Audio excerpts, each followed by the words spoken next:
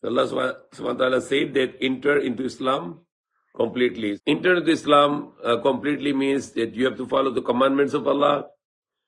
If you ask to anyone that what is the purpose of your life, and some people say the purpose of your life to make money or to sustain the family or to get job or to make education and to earn money.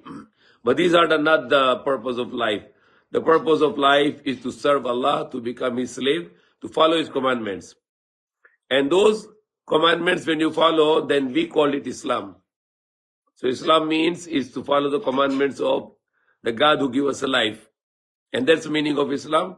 So Allah said, "Idkhul fi silmi kafa," to enter into Islam completely. So all the time, 24 hours a day, we are focusing to follow the commandments of Allah. And what we can achieve, if we follow the commands of Allah, then Allah will be happy with us, and He will be not angry with us, and He will not punish us. And He will enter to us in Jannatul Firdaus, in paradise, in next life. But if we will not follow the commandments of Allah, and we can do whatever we like, and whatever intentions we have in our life, and then we are rejecting to go to paradise, and we are making effort to go to hellfire. The Prophet Adam is the first human being who was living in paradise, and his wife also, the Hawa. And what was the reason they were kicked out from the paradise? It's only because they disobey Allah. Nothing else they did. Allah said, eat from the paradise wherever you like, except to that tree, don't come near to that tree. And still the shaitan was able to misguide them, led them to eat from that tree. They become forbidden to live in paradise because they were disobeying Allah. Now, if we live here and we disobey Allah, then Allah will not bring us to paradise, but we will be going in the hellfire. So if we want to go back to paradise where our forefather, the Prophet Adam, who came from, and our grandmother, the Hawa, came from, if you want to go back to that paradise, then the condition is to follow the commandments of Allah. And those sets of commandments of Allah is called Islam.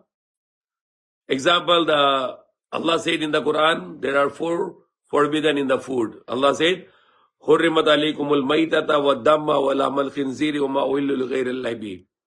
Forbidden for you is the dead animal, and the blood, and the flesh of the pork, and all the things which is not in the name of Allah.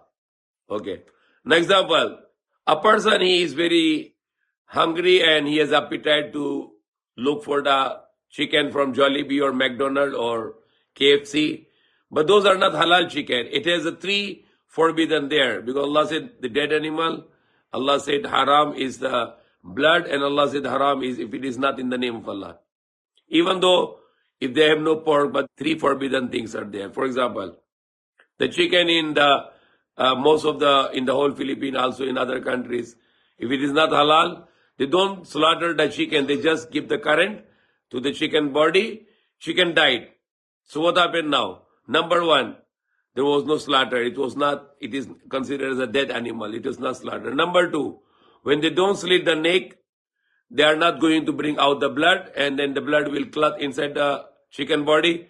So this meat is contain the blood also. Number 1 is dead animal. It was not slaughtered. Number 2, the blood was clot.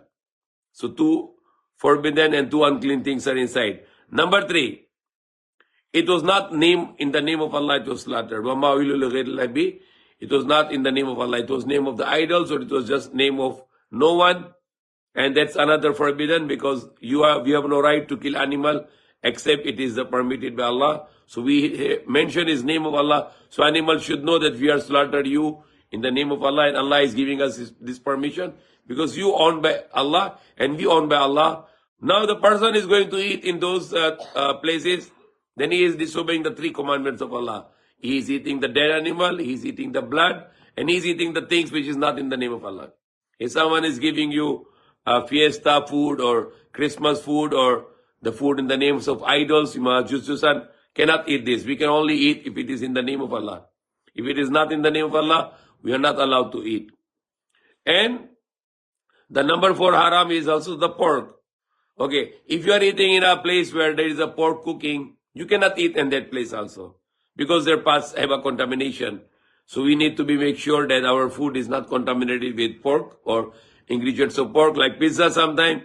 they cook the pizza of pork and then there is oil in the plate and they cook your pizza again. So it's also a contamination of the pork. There is one of the Christian sect, Seventh-day Adventists. They are not eating pork, and they don't like to eat in the Catholic restaurant, but they like to eat in the Muslim restaurant because in the Muslim restaurant there's no pork because they know it's very clearly forbidden in the Bible in different places, same like in the Quran.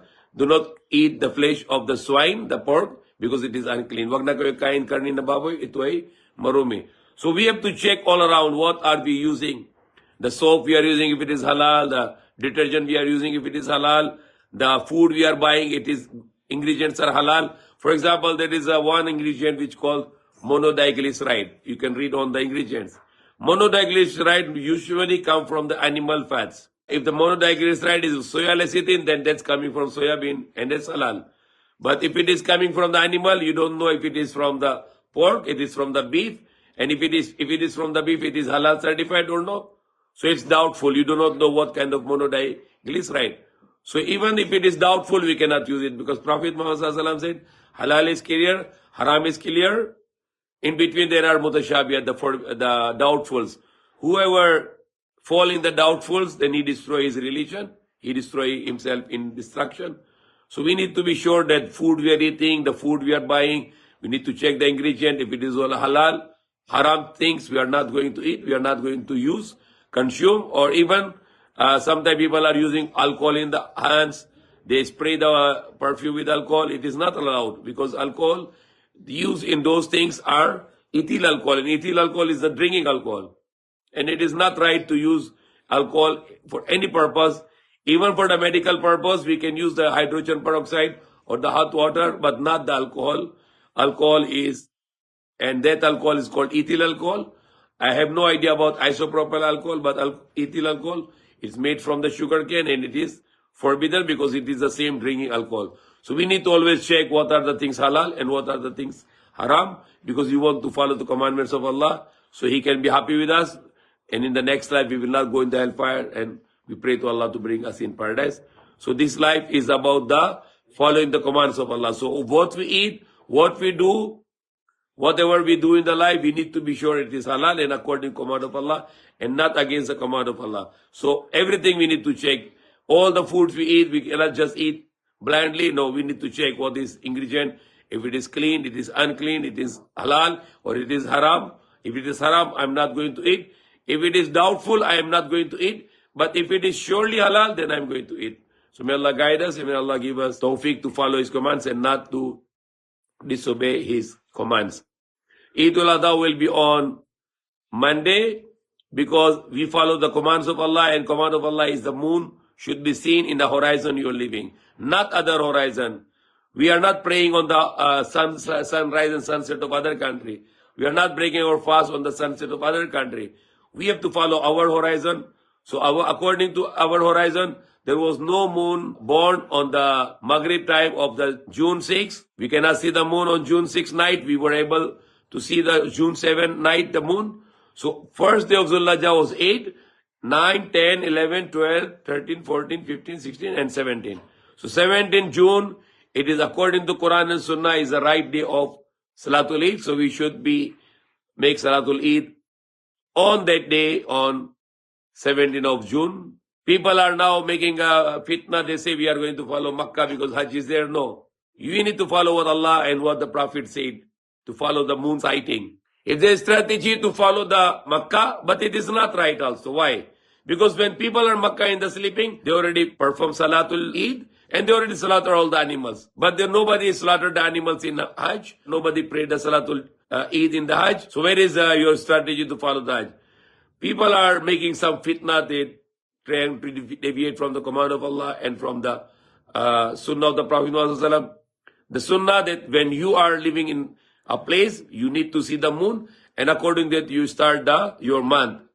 And that's what the Prophet Muhammad said, always moon sighting. And Allah said that Allah created the new moon is for the calculation of the months and for the Hajj. So we need to calculate our own month with our own moon sighting. We can check the moon rise, moon set, sunrise, sunset, and we follow our salah and our fasting and our Eids, Eid al-Adha, Eid al-Fitr. No need to deviate from what Allah command us and what is the way of the prophets. We follow this, so we will not be divided, will not be have any fitna. If Makkah was in the moon, then that moon will come to us tomorrow. It will not reverse to us, but it will go all around, because the system of Allah is, earth is built around, spherical. So the east and west, the east first and the west follow. And that's what the Quran said also. The sun will, and the moon has their own course, and they follow it. So there is no way that the west will come back to east. That will be only the end of the world only. For now, we need to follow. When we see the moon, we follow. And if the countries after us, they can follow us because we are first. We are in the east. But those who are on the west, if they can follow Makkah because they are after Makkah. Their time zone is after Makkah. But our time zone is earliest. So we cannot wait for their time zone, what happened in America, in Europe, or in Middle East, and we are keep on waiting for them. That's not the way of Islam. It's not logically, scientifically correct. If we did not see the moon, then that moon will come to us tomorrow, so we will be have a 1 day difference, and that's normal, and that's acceptable in Islam, the 1 day of difference only. May Allah guide us.